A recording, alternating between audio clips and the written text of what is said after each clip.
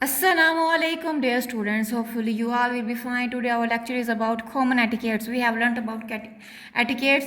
So let's read the situation given below and list down the etiquettes you should display in them. आपको कुछ situations दी गई हैं. इन situations में आपने किस तरह से behave करना है, किस तरह से अपने etiquettes को show करना है कि आप कितने well mannered हैं, कितने अच्छे इंसान हैं, ये आपने present करना है. So first situation is a guest visits your home. आपके घर में कोई मेहमान आया है तो आप घर में उनका वेलकम किस तरह से करेंगे, आप उनके साथ किस तरह से ट्रीट करेंगे, आप किस तरह से उनकी मेहमान नवाजी करेंगे.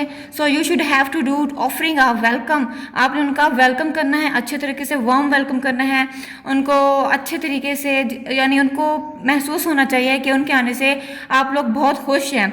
टू गिव रिस्पेक्ट, आपने उनकी इज्जत करनी है. So next situation is your teacher is giving a lecture. अब आपकी टीचर लेक्चर दे रही है, आपको पढ़ा रही है, तो आपको उस टाइम क्या करना चाहिए. You have to do listening attentively. आपको मुतवज्जा होकर खामोशी के साथ सुनना चाहिए कि आपकी टीचर आपको क्या कह रही है. Next is ask question. आपको टीचर से सवाल करना चाहिए. जो बात आपको समझ नहीं आ रही आप टीचर से पूछ सकते हैं.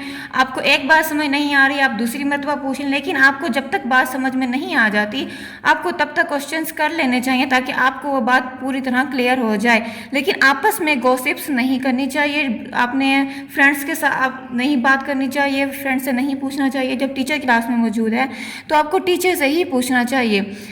Third situation is your father is sleeping. जब आपके फादर जो हैं, आपके अब्बू जो हैं वो सो रहे हो तब आपको क्या करना चाहिए. Be quiet. आपको खामोश हो जाना चाहिए. जहाँ आपके फादर सो रहे हो उसके इर्द गिर्द बिल्कुल भी किसी किस्म का शोर शराबा नहीं करना चाहिए. वहाँ खेल कूद भी नहीं करना चाहिए.